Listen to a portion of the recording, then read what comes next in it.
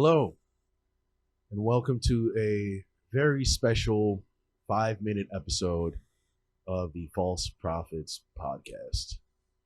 Hold on, I need a drink. Guys, I'm stressed out. All right, I don't know if you guys have been paying attention to the news following the Megan Thee Stallion Tory Lanez trial, but we are here. The verdict was read, and as of 18 minutes ago, Tory Lanez was found guilty on all counts. That means shooting Megan Thee Stallion. That means having an illegal, unregistered firearm. Using that firearm recklessly. All three counts. This guy is found guilty on all three. That means he can go up to 20 years in prison and be deported. Chances are they're probably going to do both. This man has a 2-year-old son. His son possibly will not see him until he is 22 years old. And I am fucking pissed. And I'm not in the mood for this shit. And honestly, there's a part of me that's even upset that I have to do some sort of YouTube video. This is who I've become now, making content creator and shit like this. But I am genuinely angry. I think we need to have this time to really sit down and talk about how unbalanced a lot of this shit can be, when it comes to men and women. You're looking at a guy who, I've been through some shit, but I do believe women, you know what I mean? I've been through tumultuous relationships. I've had people be abusive to me, spread rumors around me. Even in that, I still do believe women. I think when most women go through things and they tell people about it and they try to expose that person for it, I do think these women are being truthful. I need to say that and put that out there. With that being said, I do think that this man has been wrongfully targeted this whole time.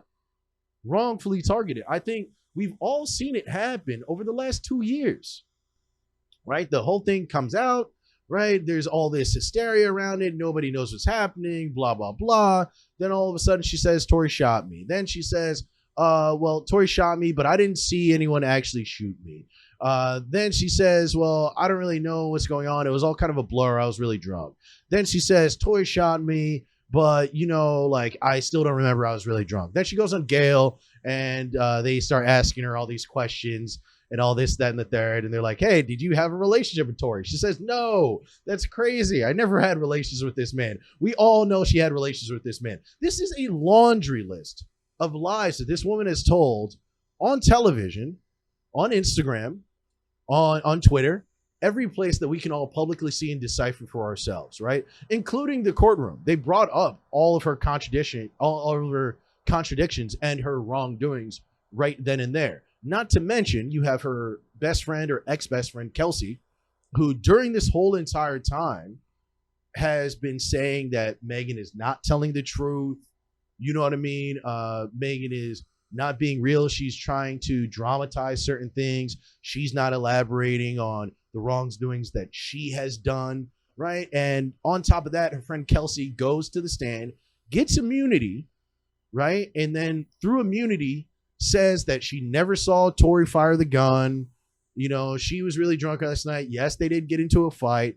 All these different things that map up with what everybody has been saying, this narrative that has been going around for a very, very long time now, for 2 years now, showing that Megan is very clearly inconsistent. And chances are the real story is the fact that these two women got really, really drunk. They were both having sex with Tory Lanez. They got into a fight that night. There was a scuffle. One of them, I don't fully know the truth, but it seems as if Kelsey was the one to grab the gun after their fight, fired it. There was a pause after the first 3 shots, right? There's a pause, which means there might have been a struggle between Kelsey and Tory, and then 2 more shots were fired. The person who said, with the eyewitness and all that type of shit, who saw it from his window, said that in his first testimony, said that he did not see Tory, actually. I don't know if he recanted or changed that around later. I do not know as far as that, but as far as I know from what I've seen, he said that he initially did not see Tory. He saw the 2 women fighting. He heard them yelling. He also didn't hear anybody yell, dance, bitch. Does that sound real to you? And I'm sorry that I have to, that I'm venting this But I'm angry. All right, I'm passionate about this because I think, there's a lot of women out there who don't think that anybody's on their side. I think in a lot of ways they're absolutely right.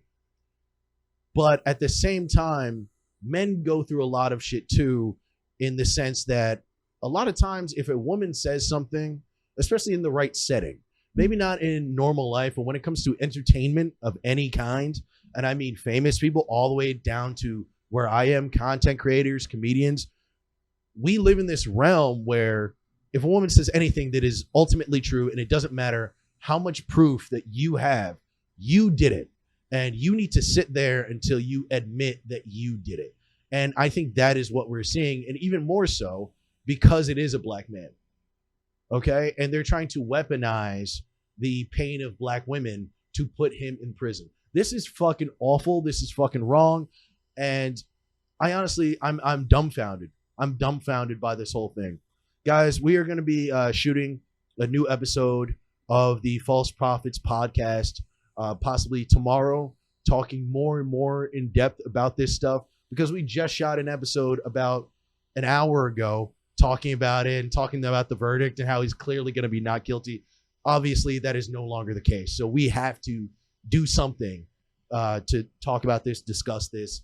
But I think that this as a whole is going to lead to a much longer and bigger discussion that I think black people need to have, and also just men and women need to have. All right. I'm pissed off. I'm out here with ashy knuckles out here because I had to talk to you. I had to get this message out. And I hope that at least some of you can look through the noise of what our society and what the internet does, talking about, having everything be so binary where it's like, oh, if you're talking about a woman, fuck you. I'm hoping that some of you can see through that and be willing to listen to us in these next couple episodes and to kind of examine this for what it was. Because if you examined it like how I examined it and how most people examine this, you know that there's tons of wrongdoing here. And him being placed in prison and possibly deported is extremely unjustified. Thank you. This has been a short, angry, ranty episode of the False Prophets podcast. I'm Phil Risden. Peace.